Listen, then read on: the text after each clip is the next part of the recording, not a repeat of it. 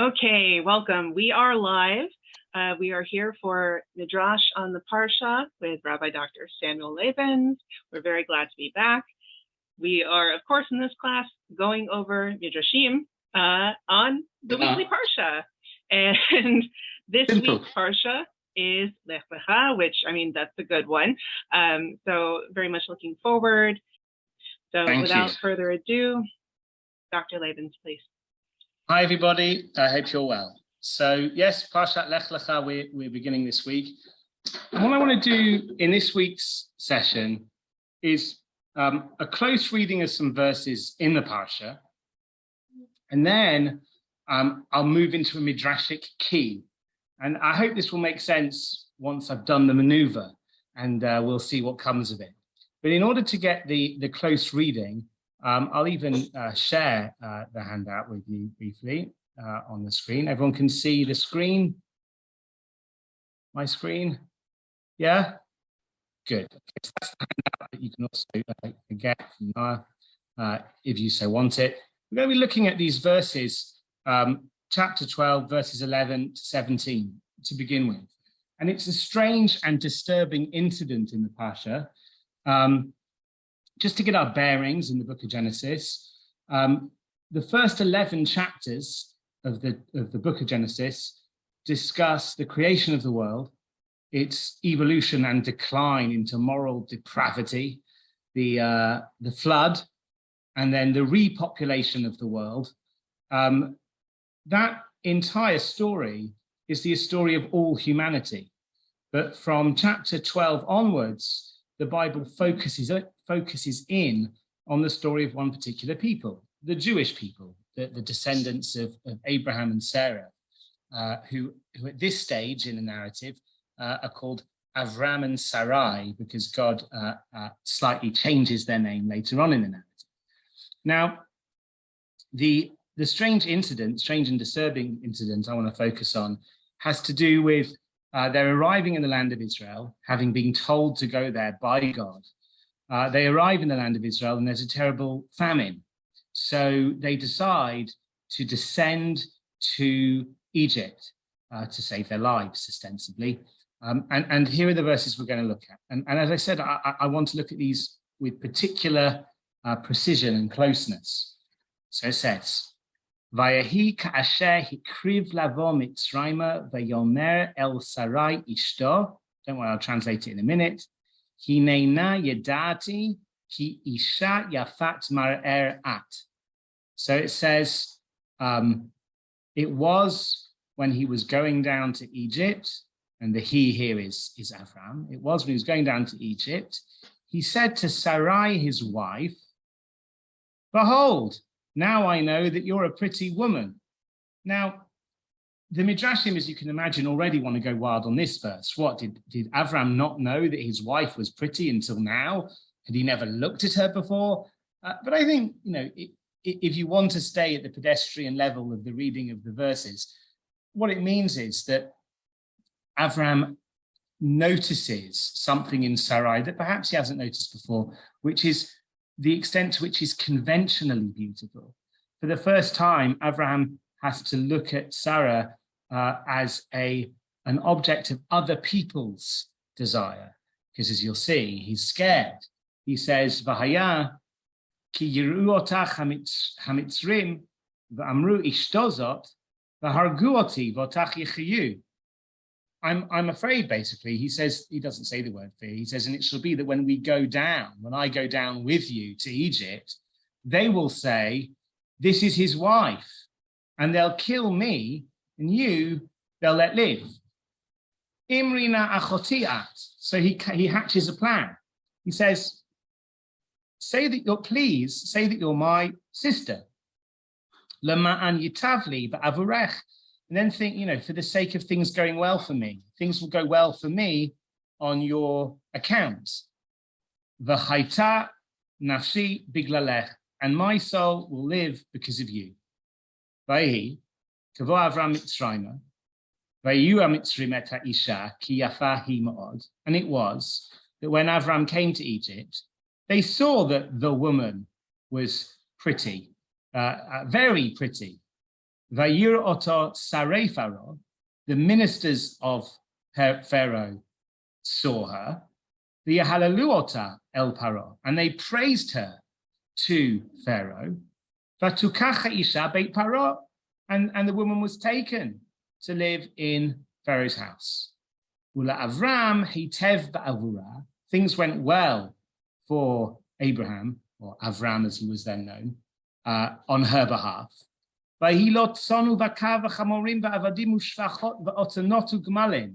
He was given all sorts of things because he was basically the Pharaoh's brother-in-law. He was given sheep and cattle. He was given donkeys, male and female servants, female donkeys, and camels. But we'll see in the next verse, God was not happy about all of this. God cursed or plagued, hurt Pharaoh with great plagues and his house, al davar Sarai eshet Avram, on the matter of Sarah or Sarai, the wife of Avram. Now, I'll come back to the screen in a minute, but there's something I want to pay specific attention to in this close reading of ours. In Genesis 12, verse 5, so earlier on in the Parashah, we're told about Avram and his wife and his son-in-law, and there's a pattern. The pattern is the name of the person is presented before their status or their relationship to Avram. For instance, Genesis, you can look in, if you have a Tanakh at hand, a Bible at hand, you can take a look.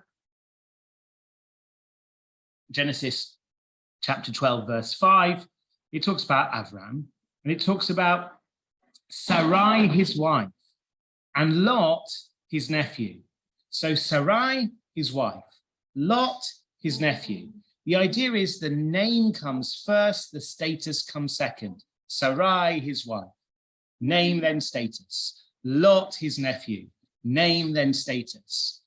And the reason that's important is because names disappeared, or a specific name disappeared in the passage that we just looked at. In order to make that clear, let's go back to the handout. Oh, no, not that one, this one. Do you see the same handout that was there before, or did I do that wrong? Same handout, okay. So if you look here, in this verse here, it was when they went down to Egypt, Abraham said to Sarai Ishto, again, name before status. He said to Sarai, his wife, oh, now I know you're beautiful. And then a transformation occurs. The next few verses all have Sarai in mind, but they don't mention her by name at all. Her name disappears. And I want to make the claim that this is a purposeful narrative device, and I have a piece of evidence in my back pocket that I'll bring out in a moment. But before I bring out that piece of evidence, just let's test the hypothesis. Sarah's name has disappeared, right? It was when they saw it. Sorry, it will be, Avram says, when they see you. So not you, Sarai, but you. They will say, his, this woman or this wife it is beautiful, and they'll let her live, and they'll kill me because of you. So we have you, Otach, we have Ishto, his wife, we have Otach again, you, but not the name, right? Sarah is being referred to, but not by name. Please say that you are my sister, again, you, but not name. So things will go well because of you. So that I shall live because of you, Biglalech. And it was when Avram came to Mitzrayim, the Mitzrim saw the woman. See Sarai Ishtar. We've always, in all the verses before this episode, it was Sarai Ishtar, Sarai Ishtar. Now it's just Et HaIsha. They saw the woman, that she was beautiful, and so here's the piece of evidence that this is, I think, a purposeful game that the narrator is playing with us. there's a play on words in this verse. Vayiru ota sarei Pharaoh, which means the ministers of Pharaoh saw her. But sarei Pharaoh, the word sarei is homographic. That means it's spelt exactly the same as the name Sarai. In fact, if you were reading this in the Hebrew Bible, there would be no vowels, right? So it's only if you know the context, you know that this is to be read Sarai and not Sarai. Everywhere else in this paragraph where the word appears, it's about Sarai. But here it's about the ministers of the Pharaoh. So even when it looks like her name is about to appear, no, it's not her. Her name is gone, right? The ministers of Pharaoh see her.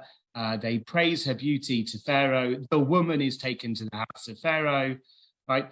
And in the next verse, Abraham does well because of her. Because of who? Because of Sarai, but it doesn't mention her name. And he got all of this good stuff. Where does Sarai's name reappear? It reappears when God comes onto the scene, right? God plagues Pharaoh, great plagues, and his house. Why? On the matter of Sarai Eshet Avram, because of Sarai Eshet Avram. It's as if everybody has forgotten the name of Sarai, apart from God. And God comes down onto the scene in order to, so to speak, reassert that this person has a name, Sarai. Okay, so one second, I'm just arranging my screen so I can make sense of what I'm trying to do here. With me. Okay, good. So I don't want to get into, at least not too deeply, the rights and the wrongs of this episode. It is a disturbing episode. I mean, put most cynically, and I hate to use language like this, but I only do it in order to make vivid what's going on. Put most cynically, it looks as if Avram is I can't even bear to say it, it's like a pimp, because his wife has gone out to the house of another, and he's become rich on that basis. In fact, in the book of Leviticus, when a Jewish man is forbidden from taking back a wife if he's divorced her and in the interim she's married someone else. Well, that's kind of what goes on here. Avram sends Sarai away as if she's no longer his wife. She, so to speak, becomes Pharaoh's wife, and then she comes back to Avram. In the book of Leviticus, that sort of action is specifically forbidden because it looks like, selling one's wife for material gain. And there's no doubt that some in the tradition have looked at this incident as reflecting very, very badly upon Avram. Most famously, Nachmanides. In Nachmanides' that's a hard thing to say, Nachmanides' commentary to the book of Genesis. He writes, and I'm translating as I read, "You should know that our father Abraham committed a great unintentional sin when he brought his righteous wife to stumble into transgression because of his fear of getting killed. And he should have trusted Hashem to have saved him, his wife, and all that was his, because Hashem has power to help and to save." According to Nachmanides, actually, when Avram and Sarai arrived in the land of Israel and there was a famine there, they should have just stayed put. They had no right to go down to Egypt since they'd been commanded to go to Israel. And so be it, there's a famine. You can rely upon God's word. He'll make a miracle and feed you. Now, that's a very problematic commentary in the eyes of many other commentators, because there's a principle in Jewish law and lore, L-O-R-E as well as L-A-W, that Jews are not supposed to rely on miracles. So Abraham goes down to Israel. There's a famine there. What else is he supposed to do? He shouldn't rely on a miracle. He has to go and feed him and his wife and his family. So they go to Egypt. according to Nachmanides, that principle that one shouldn't rely on a miracle doesn't apply to prophets. So if you are on the level of Avram and God has told you to go to Israel and he hasn't told you to leave, you stay put. Even though we normal people shouldn't rely on miracles and we should take action to provide for our kith and kin, if you were a prophet, things would be different. And therefore, Nachmanides criticizes Avram and Sarah for going down to Egypt, and he criticizes Avram in particular for putting Sarah into this horrible situation where she's put into Pharaoh's house. And it's only by the grace of God that Pharaoh doesn't molest her, to put no finer point upon it. Now, there are other voices in the tradition, and these voices are nicely encapsulated, if you're interested, in the commentary of Rav Shimshon Raphael Hirsch to this week's Parashah. He goes to great lengths to demonstrate in his close reading of the verses, drawing on earlier commentaries, that Avram didn't do anything wrong here. And that if there's any blame in this story, it all hangs upon the shoulders of the Pharaoh and his courtiers. So, okay, we have an argument. Nachmanides thinks Avram did something terrible. Shimshon Raphael Hirsch goes to great lengths to exonerate Avram of the charges of any guilt. People interested in that sugya, in that topic, could go and see those commentaries. What I've tried to focus on, right, is the disappearance of Sarai's name. Okay, so as I've noted, Sarai's name appears in verse 9 before she's described as Avram's wife, and her name appears again in verse 11 at the beginning of our story. Avram speaks to Sarai, his wife. Right? Again, it's this pattern of the name comes first. The status of being Avram's wife, that's only an afterthought. That comes second. And I've tried to focus on the fact that this all changes once Avram, so to speak, notices that Sarai is attractive. Right? And to demonstrate the point, we've seen this already, in verse 12, she's referred to as you and this in his wife. In verse 13, she's referred to as you and my sister. In verse 14, she is merely the woman. In verse 15, she's once again the woman. In verse 16, she is her. Right? We've seen the play on words in verse 15, where it talks about the ministers of Pharaoh using the words Sarai Pharaoh, which looks just like the Hebrew word Sarai, her name, but it's not her name. So even when her name seems to be making an appearance, it isn't. And finally, we've seen how it's only when God intercedes on Sarai's behalf that her name reappears in verse 17. Right? So God sends plagues. He's moved into action because of the matter of Sarai. Okay. Alone in this story, then, God doesn't regard Sarai as an object. And that's what I wanted to say, irrespective of Nachmanides and Shimshon Raphael Hirsch and who's to blame and you know whose crime was this. What I've tried to show you is that a close reading of this text, without any midrashim, right, a close reading of the text gives rise to what I take to be a quite contemporary sounding lesson. But I'd also argue that the lesson is you know, this isn't what some people call eisegesis, where you read something into the text. I think it's pretty purposefully there as a narrative device in the text. And the lesson's quite clear if you're discerning enough to hear it. It's that God doesn't take kindly to the objectification of people. And you know, objectification is something that occurs more to women than to men, although it can happen to anybody. And God doesn't take kindly to the associated phenomenon of their being airbrushed out of history. When society acts to erase the names of women, God takes notice. That's the lesson, perhaps, that one could draw from a close reading of these biblical verses.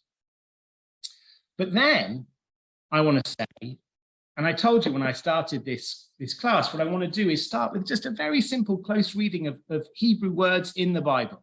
Nothing midrashic, nothing adventurous. But then I wanted to shift it into a midrashic key.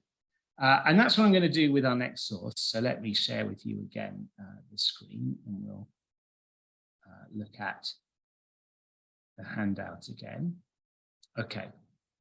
I want to share with you a well-known midrash on this week's parasha. It's from Bereshit Rabbah, a central collection of midrashim on narrative midrashim on the book of Genesis. Hold on a second, I see something in the chat. Oh, if you'd like your very own copy of the sources, you can get them. Okay. Here it says, Rabbi Pinchas b'shem Rabbi Hoshaya Rabba Amar. So this was said by Rabbi Pinchas in the name of Rabbi Hoshaya the Great. He said, Amar Kadosh Baruch Hu Avram Avinu. God said to Abraham our father, Seh v'chavash et haderech lifnei b'nayich. Go out and conquer the road before your children. At motzeh, kol mash katuv b'Avraham, ktiv b'banav. Everything that happens to Abraham happens also to his descendants. So there's this idea. How do I put it? I write this down in my notes. Yes, there's this idea that there's a special relationship between the forefathers of Israel and their descendants, that the forefathers somehow have to experience in telescoped form all of the trials and tribulations of their descendants. So we see that here. God says, look, Abraham, I want you to conquer the path that your children will one day walk upon. And everything that happens to his children happens to him. Or, for example, well, the Midrash continues. Bavram ketiv vayi ra'av ba'aretz. Regarding Avram, it's written, and there was a famine in the land. B'Yisrael ketiv kizeh shnatayim hara'av b'kerev ha'aretz. Talking about the brothers of Joseph, the children of Israel. It's written that for 2 years there was a famine in the heart of the land, right? This was the famine that led the children of Israel ultimately to go down to Egypt. Avram ketiv vayered Avram mitzrayim legursham. Regarding Avram, it's written that he went down to Egypt to sojourn there. Will be Israel ketiv, and regarding the Israelites, it's written the Yaradu Avotenu Mitzrayim, that our forefathers went down to Egypt. Avram ketiv legursham. Regarding Avram, it's written he went to sojourn there. He didn't go to settle there. Later on in the book of Genesis, we'll see that the Midrash is very interested in different verbs used to describe dwelling. There's lagur and there's leishay, which are two very different ways of residing in a place. To sojourn in a place is to be there in a kind of temporary way, not to put down roots too deeply. And that's what Avram did. But Avram ketiv lagur sham. Regarding Avram, it said that he went to sojourn there. It will be Israel ketiv, and regarding the Israelites, so too, lagur ba'aretz banu. The brothers of Joseph say, we came to sojourn in the land. Avram ketiv ki kaved hara'av be'eretz Canaan. Regarding Avram, it's written that the famine was very severe, very heavy in the land of Canaan. The Yisrael ketiv v'harav kaved ba'aretz. The same thing is written regarding the famine that struck the children of Israel. Now I think the parallels become much more poignant. Okay, so a famine happened and they went to Egypt. Okay, big deal. It's a similarity, but let's not write home about it. But it gets a little bit more poignant, I think, here. But Avram ketiv, v'hargu oti v'otach yichyu. Avram says to Sarai, they will let you live, but they'll kill me, right? Will be Yisrael ketiv, and it's written regarding the Israelites, kol haben hayulad hayoara tashlichuhu. All of the boys that are born should be thrust into the Nile. Yetabat tichyun, but you can let the daughters live.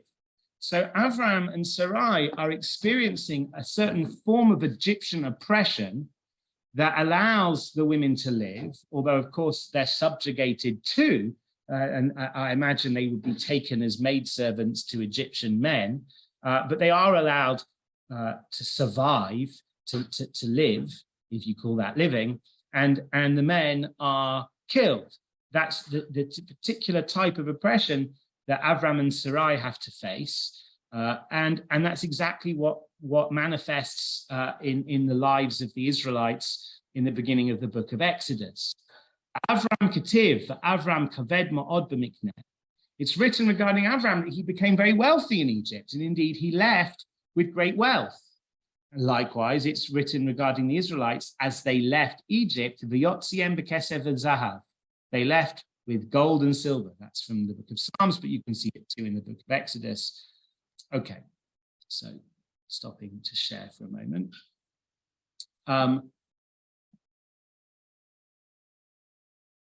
What we have is a set of parallels. Yes, Jennifer. So sorry, you are just brilliant. I learned so much about particular texts and how to approach texts in general. I just wondered, is Yager related to, that's to sojourn or to dwell?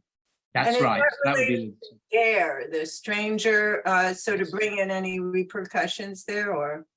That's absolutely right. Lagur, to sojourn, is etymologically connected to the noun ger, which means to be a stranger. So lagur is almost to come and live in a place, but to remain estranged. Whereas, now, is that a good thing in our case that we don't assimilate? That, in other words, yes, to use that particular term. I would suggest that at least the rabbis will look at this generally as a good thing. That especially in the diaspora outside of the land of Israel, one shouldn't seek to dwell in this more permanent way because of assimilation. We'll even see later on in the course that the rabbis think that even in the land of Israel, one should only sojourn, because there's a sense in which the Jew should never feel at home, not until the world is redeemed. Okay, right? Yeah. Okay, and it's a kind of interesting thing that when a convert becomes Jewish, right? It's one thing to say that they were the Ger Toshav, who is a non-Jewish resident in the land, is called a Ger because they're not Jewish. But to become a Jew is to mit gayer, which literally means to become estranged. So it's as if there is something deep about being a Jew and being estranged from one's surroundings, such that to become a Jew is to become estranged. So yes, there's a deep set of associations here. Associations is better than between estrangement and sojourning. And I think it's certainly in this case, when Avram and the children of Israel go to Egypt, it would have been worse had they gone to settle. Right? To do it. Yashav, I guess. Yeah, I don't know. Yeah, that's right. That would be the word. Okay. From leishav, which in modern Hebrew is only used really to sit, whereas from yeshiva, to sit down, right, to place your weight on it. Yes.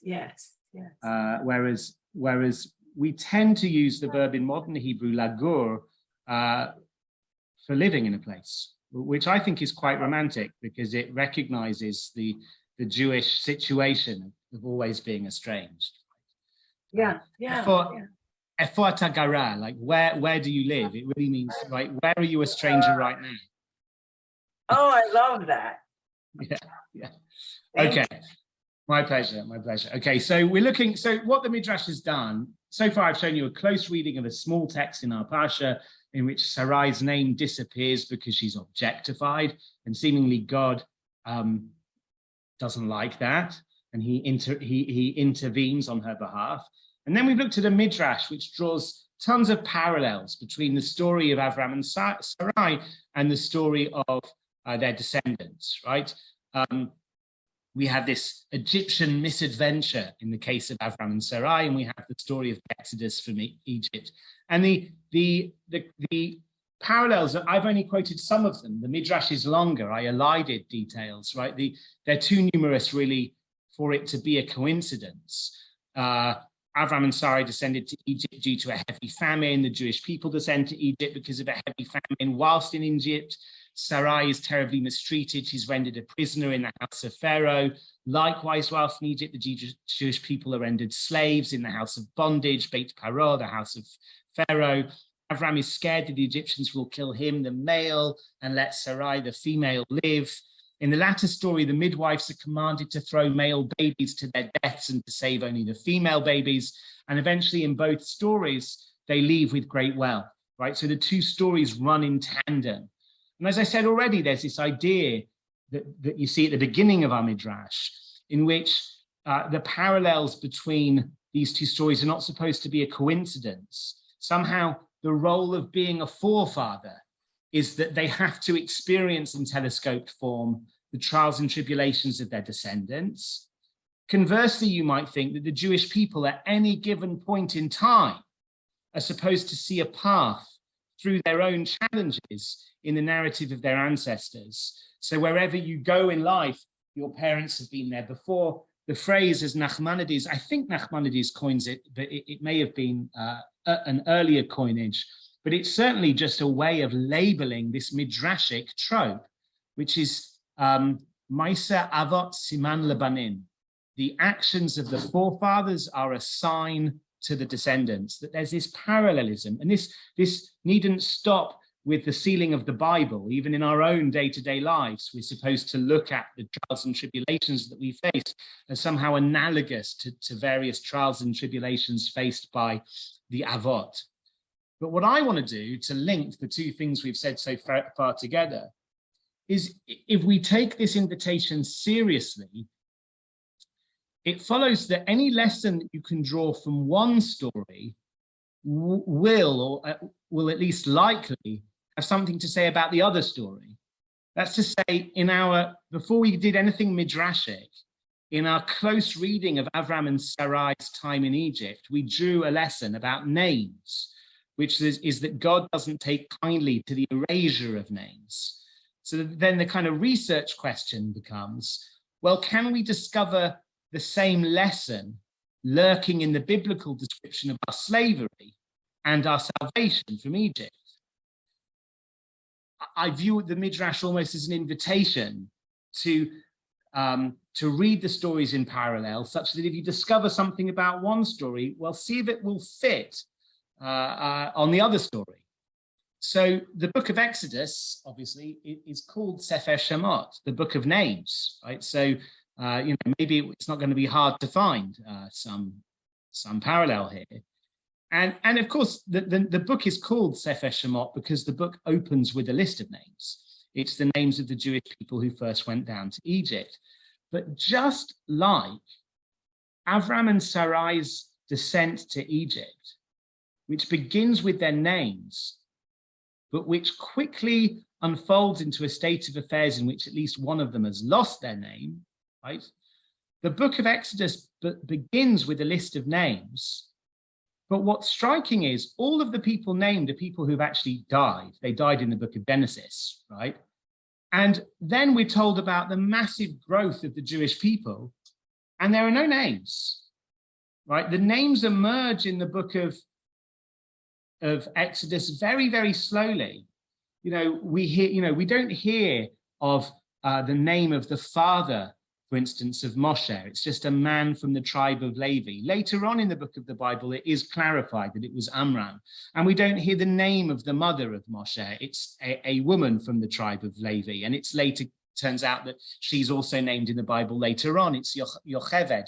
But if you look closely at the opening of the book of Exodus, the narrator seems to be reticent to share any names with us, right? What we have in the space of a few verses, the Jewish people, and I'm talking about the very opening of the book of Exodus, at least in the eyes of the Egyptians, they go from being a small tribe of 70 families. The head of each of those 70 families has been named in coming down to Egypt. They transform into a swarming mass in the eyes of the Egyptians, right? So if you look at the book of Exodus, chapter 1, verse 7, it says, U'bnei Yisrael paru, v'yishratzu, v'yirabu, v'ya'atzmu, v'ma'od ma'od, v'timale ha'aretz otam, which means the Israelites were fertile and swarmed, although the language of swarming, quite like the language of swarming in English, isn't really human.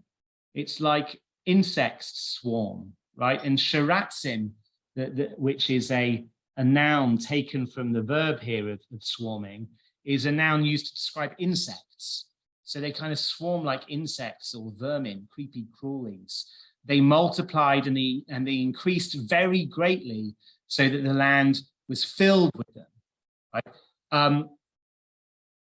names don't reappear in the narrative. So you've got this swarming, nameless mass, basically, of humanity.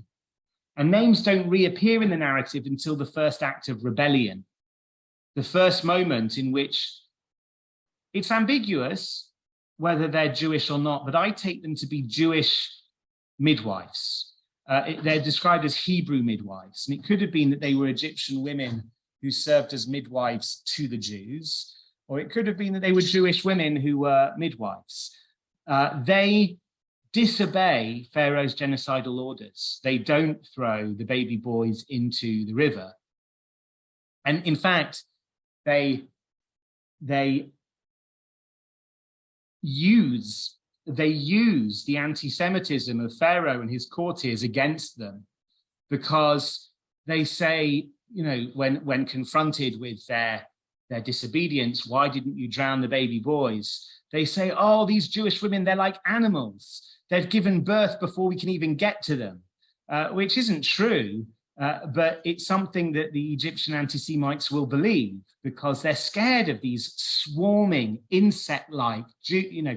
The Midrash suggests that every time a Jewish woman gave birth, she gave birth to septuplets, and that's obviously not, you know, what you would call a pshat reading of the verses, a simple reading of the verses, but it's playing on this this verse I read to you, Exodus 1 verse 7, which seems to have 6 words of multiplication. Paru, Yishritzu, Yirbu, Atzma'u, Ma'od, Ma'od, right? So it's six descriptions of the multiplication.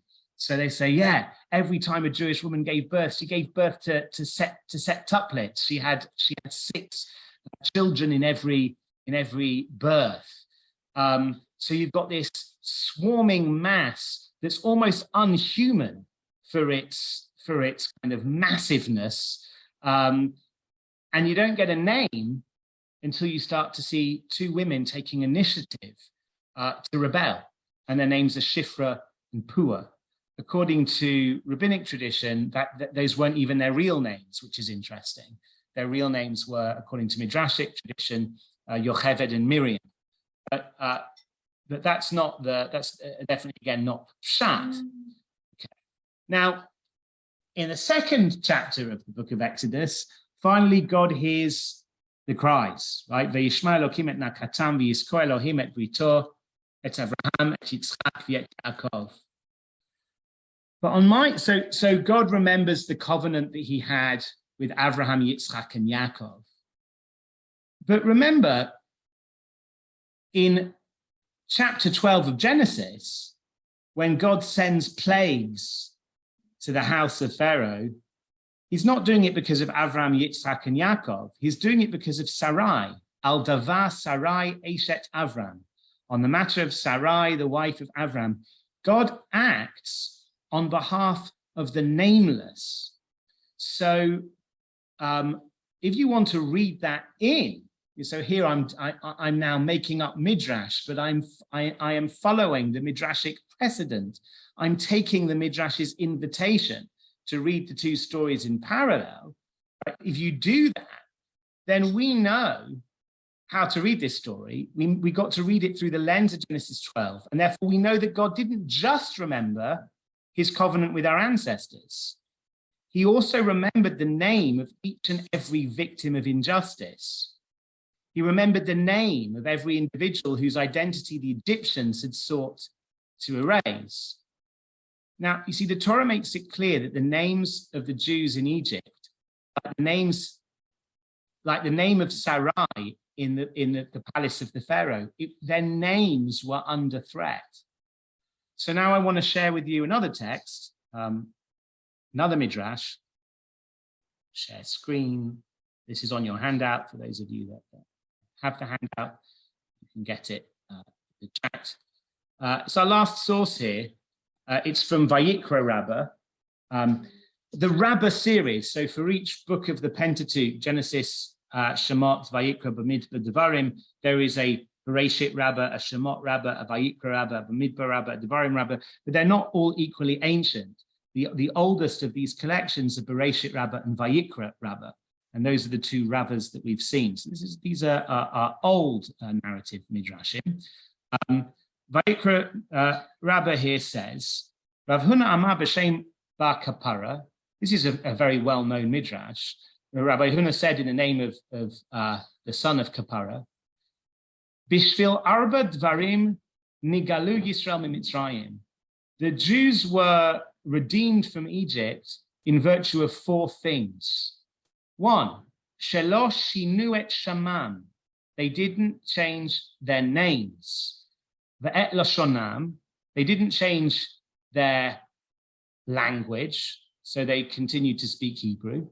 Velo amru lashon hara. They didn't speak badly of one another. They didn't speak lashon hara. Velo nimtza beinehem echad mehen parutz be'ereva. There was no, I'm translating this idiomatically, but there was no promiscuity between them. And it was in virtue of those four factors that they were redeemed from Egypt.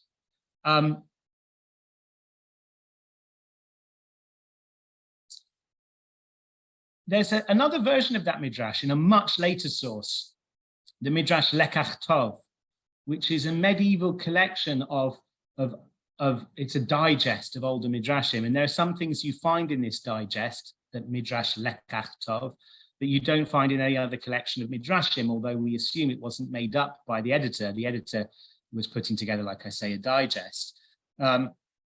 It says the Israelites were distinct in Egypt in that their clothing, food, and language was different from the Egyptians. They were identified and known as a separate nation apart from the Egyptians. It doesn't say their names. It says clothing, food, and language. In this latter midrash, the Midrash Lekach Tov, all of the praise has to do with the preservation of a distinct national identity, right? It's that the Jews continue to speak Hebrew, they continue to wear distinctively Jewish clothes, they continue to eat gefilte fish, or whatever it might have been. It was distinctively Jewish food in those days. If we read the first midrash, the one I shared with you from Vayikra Rabbah about Jewish names, through the lens of the second midrash from Lekach Tov, then we should assume that they gave their children distinctively Jewish sounding names. It's that, you know, it was Sarala, Rivkala, Rochala, Yechezkel. It was less to do with what the names meant than that they just sounded distinctively Jewish, because in Midrash Lekach Tov, it's all about being distinct. Distinct clothing, distinct language, distinct food. But if that's true, then it should come as something as a surprise to us, right? That our salvation eventually came via the hands of a man named Moshe, a man whose Egyptian name, it's Moses, like Ramses and Moses. It's thought to be an Egyptian name. And of course, his name was given to him by his Egyptian foster mother in Exodus 2:10.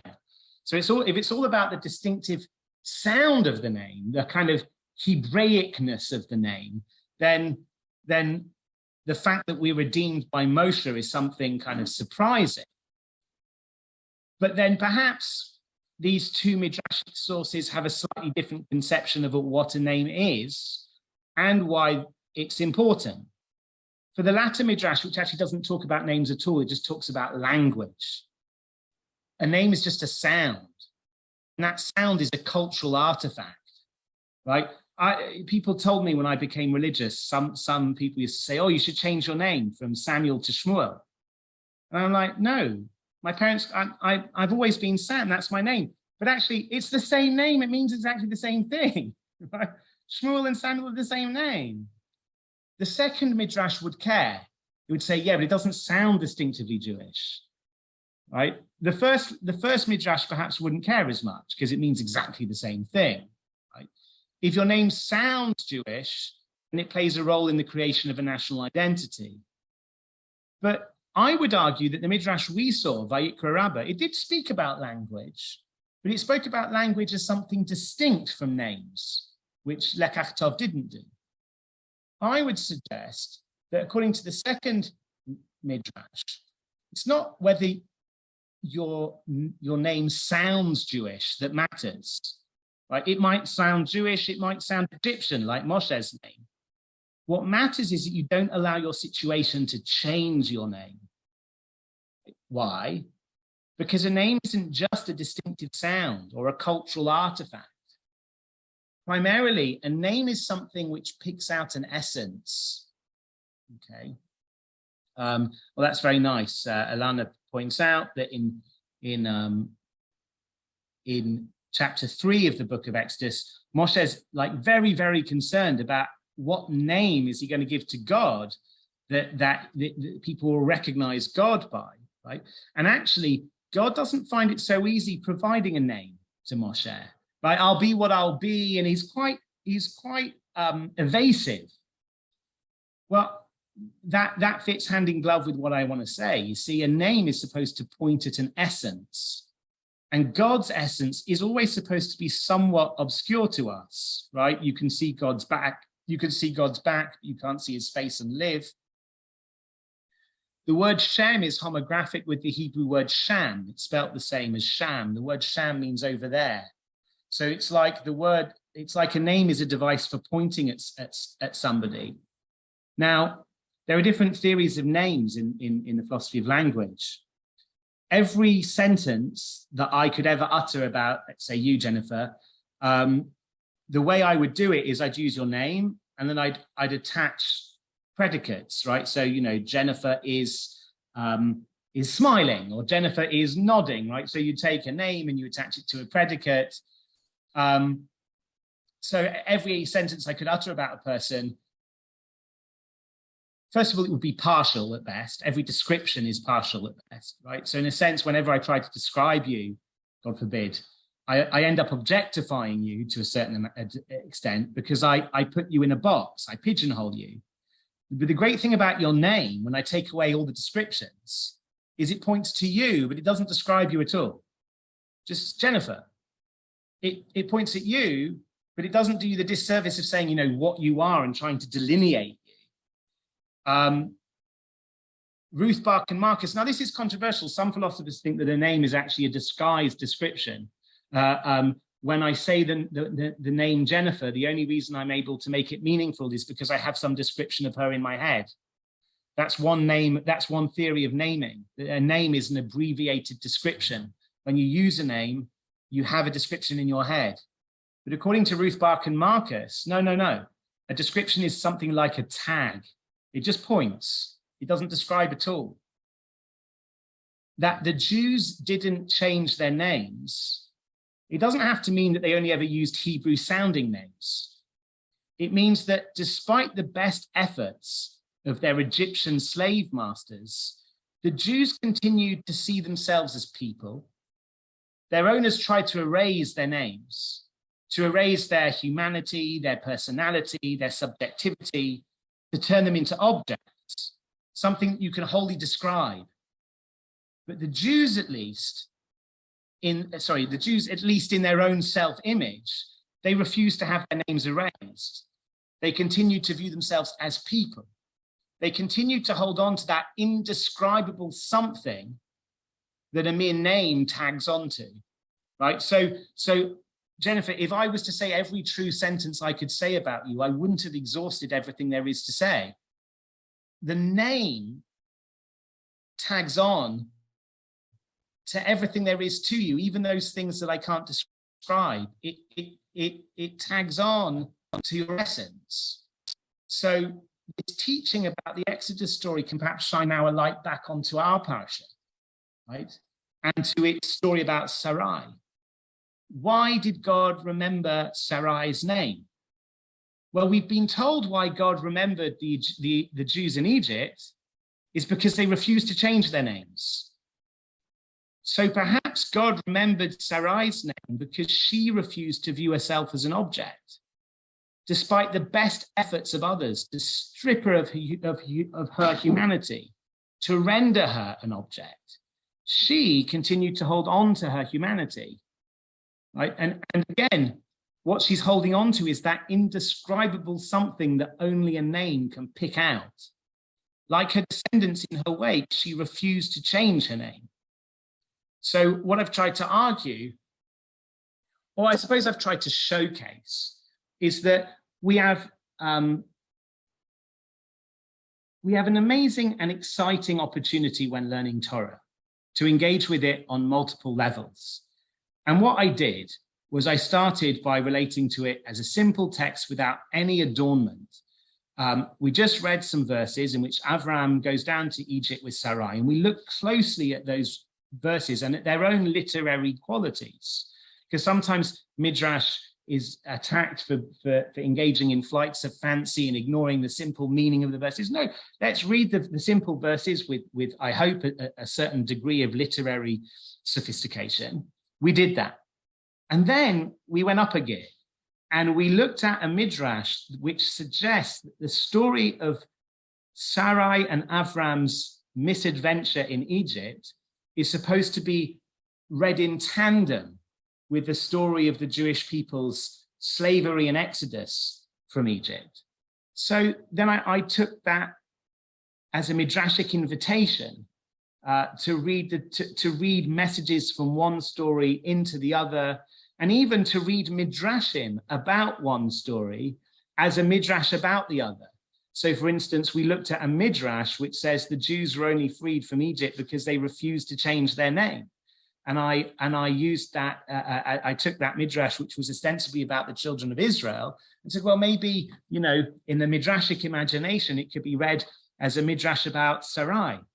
In a world where everybody wanted to objectify her, to strip her of her name, perhaps she, like her progeny, refused to have their names taken from them. She stood and she continued to stand for her own humanity in the face of everybody else objectifying her. And the conclusion, I suppose, of our midrashic adventure is that God, as he's presented both in the Bible and through the lenses of Midrash, doesn't take kindly to the objectification of human beings. And when a society acts to erase the names of the marginalized, God, as is presented in the Bible through the lenses of Midrash, takes notice. But perhaps he takes notice most of all when people refuse to view themselves through the reductive lens of their oppressors. God takes notice when a person refuses to be stripped of a name. Now, this isn't to blame those who don't rise to these heights. When you're being relentlessly oppressed and objectified by others, it's not always easy to have that sort of inner strength to refuse to be rendered an object. Nonetheless, you might say that God particularly appreciates it when a person refuses to be stripped of a name. And he calls upon the oppressed to recognize their own humanity, despite the crippling weight of their oppression, perhaps in the light of the fact that we were all created in the image of God. We should take that as a divine invitation, not to allow others to objectify us and to strip us of our identities. So that's what I take to be at least a midrashic lesson we can draw from this week's Parashah, but I hope we also learned something about what it is to read Midrash and to read Midrash in conjunction with Pshat, with the simple literary layer of the biblical narrative. Thank you. I've got 3 minutes for any questions that may. Thank you, Yitzhak, for that very lovely comment. You are so vastly articulate. And thank you, Jennifer. Stop it. Oh my goodness. It's as if I'm reading beautiful prose, you know, and meaningful. Yeah. Thank you so much. I'm sure I speak on behalf, I'm only echoing what's in everyone's mind. Thank you so much. That's what I view Midrash to be most profoundly, is prose poetry. Midrash itself is beautiful prose about the Bible, which is beautiful prose, and you know, when we learn it together, we spin more prose about all of these different layers of literature. So thank you for joining in with me. Okay.